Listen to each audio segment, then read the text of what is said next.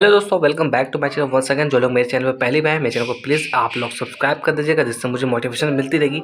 आज के अंदर मैं बात करने वाला हूं एफकॉन्स इंफ्रास्ट्रक्चर लिमिटेड के बारे में। 1 डे के टाइम फ्रेम मैंने यहाँ पर चार्ट लगा रखा है। जैसा आपने देखा, आज के दिन बाजार के अंदर निचले स्तर से रिकवरी हमें देखने को मिली। उस बीच इस स्टॉक्स के अंदर भी पॉजिटिव क्लोज हमें देखने को मिली। अगर आज के क्लोजिंग प्राइस की बात करें, 280 रुपये 60 पैसे के पास क्लोजिंग हमें देखने को मिली। अगर यहाँ पे पैटर्न्स को समझने की कोशिश करें, ये फर्दर कितना गिर सकता है या कब तक उठेगा, ये तो कहना मुश्किल है, बट यहाँ पे हम लोग एनालाइज करने की कोशिश करेंगे। सबसे पहले बात करें कंपनी के मार्केट कैप के बारे में, तो कंपनी जो है 10,000 करोड़ से भी ज़्यादा की कंपनी है। अगर बात करें कंपनी के ऊपर कर्ज को लेकर, तो कंपनी के ऊपर तकरीबन 3500 करोड़ का कर्ज है। फेस वैल्यू की बात करें, 10 रुपये की फेस वैल्यू से ट्रेड करता हुआ दिख रहा है। अगर नेगेटिव बात का हम लोग चर्चा करें इस कंपनी को लेकर, तो 50% से भी ज़्यादा की हिस्सेदारी कहीं ना कहीं प्लेज पड़ी हुई है, यानी कि गिरवी पड़ी हुई है। तो इस स्टॉक्स के लिए ये एक थोड़ा सा नेगेटिव पॉइंट निकलती भी आ रही है। अगर यहाँ पे मैं बात करूँ क्वार्टर्स के नतीजे को लेकर, क्वार्टर्स के नतीजे भी ऑलरेडी डिक्लेयर हो चुके हैं। अगर आप चाहते हैं तो आप भी खुद से चेकआउट कर सकते हैं।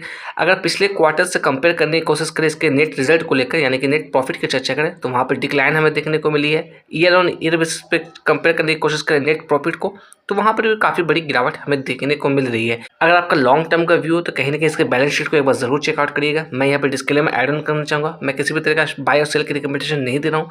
अगर यहाँ पर मैं बात करूँ चार्ट के ऊपर, तो सबसे पहले मैं बात करने वाला हूँ इस कैंडल की। ये जो कैंडल आप देख रहे हैं, ये इसकी पहली कैंडल है जब इसकी लिस्टिंग हमें देखने को मिली थी। मैं बात कर रहा हूँ नवंबर 2024 के अंदर, यानी कि हम लोग बात करें तकरीबन 1.5-2 साल से ज़्यादा का समय हो चुका है इस स्टॉक्स को। अगर इसके अंदर हम लोग बात करें तो ये अपना ऑल टाइम हाई बनाया था दिसंबर 2024 के अंदर। अगर लेवल्स की बात करें तो 570 रुपये के लेवल्स को ये टच किया था। उसके बाद कहीं ना कहीं प्रॉफिट बुकिंग हमें देखने को मिली और इसने यहाँ पर सपोर्ट अपना बनाने की कोशिश की। तो ये जो लेवल्स दिख रही है, ये लेवल्स है आपका मार्च 2025 की। अगर यहाँ पे मैं बात करूँ सपोर्ट लेवल्स की, 398 रुपये का जो लेवल्स है, एक स्ट्रॉन्ग सपोर्ट के तौर पे काम करता हुआ दिखा। मैं ऐसा क्यों कह रहा हूँ, क्योंकि आप यहाँ पर देखिएगा मार्च से लेकर ये जो कैंडल दिख रहे हैं, ये कैंडल है आपका जनवरी का। तो एक अच्छे टाइम फ्रेम में इसी लेवल्स के आसपास ये कंसोलिडेटेड रेंज में काम करता हुआ दिखा। यानी कि कहीं ना कहीं हम लोग कह सकते हैं 398 रुपये का लेवल जो था, इसके लिए अच्छा स्ट्रॉन्ग सपोर्ट के तौर पर काम करता हुआ दिख रहा था। एट द एंड इसने इस लेवल्स को ब्रेकडाउन दे दिया। यहाँ पे थोड़ा सा मैं जूम इन करके दिखाने की कोशिश करूँगा।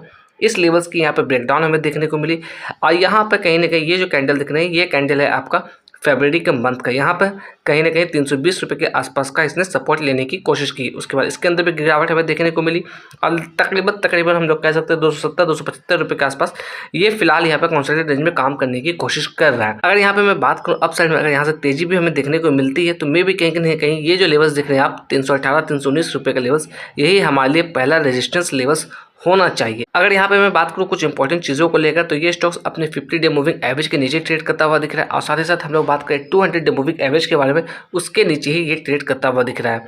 तो 322 रुपये जो है ये 50 डे मूविंग एवरेज है और 388 रुपये के जो लेवल्स है ये इसकी 200 डे मूविंग एवरेज है। करंट प्राइस की बात करें 280 रुपये है। तो इस दोनों लेवल्स के नीचे ही ये ट्रेड करता हुआ दिख रहा है।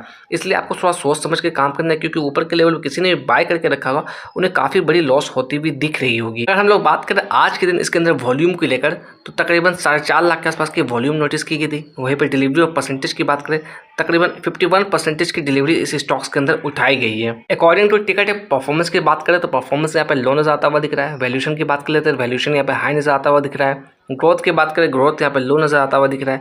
अगर यहाँ पे मैं बात करूँ फॉरकास्टिंग एंड रेटिंग्स को लेकर, तो यहाँ पर देखिएगा सिर्फ और सिर्फ 8 एनालिस्ट से कवर किया है और 75% की रेटिंग्स यहाँ पे हमें देखने को मिल रही है। अगर यहाँ पे बात करूँ मैं टॉप 5 म्यूचुअल फंड की इन्वेस्टमेंट के बारे में, जिसकी वेटेज सबसे ज़्यादा है इस कंपनी के अंदर, तो लिस्ट में सबसे ऊपर नाम आपको दिखेगा ICICI प्रो इंफ्रास्ट्रक्चर के बारे में। इसकी वेटेज की बात करें 2.26% है। SBI स्मॉल कैप फंड की बात करें, इसकी वेटेज 1.33% देखने को मिल रही है। अगर ट्रेडिंग व्यू की तरफ से हम लोग बात करें क्या फोरकास्टिंग हमें देखने को मिल रही है, तो यहाँ पे देखिएगा 10 एनालिस्ट ने इसे कवर किया over the 1 year of time period. Maximum estimate की बात करें 484 रुपये देखने को मिल रही है। मिनिमम एस्टिमेट की बात करें 340 रुपये देखने को मिल रही है। वहीं पर करंट प्राइस की बात करें 280 रुपये है। तो यहाँ पर सिंपली हम लोग कह सकते हैं अपने मिनिमम एस्टिमेट से भी काफ़ी नीचे ये ट्रेड करता हुआ दिख रहा है।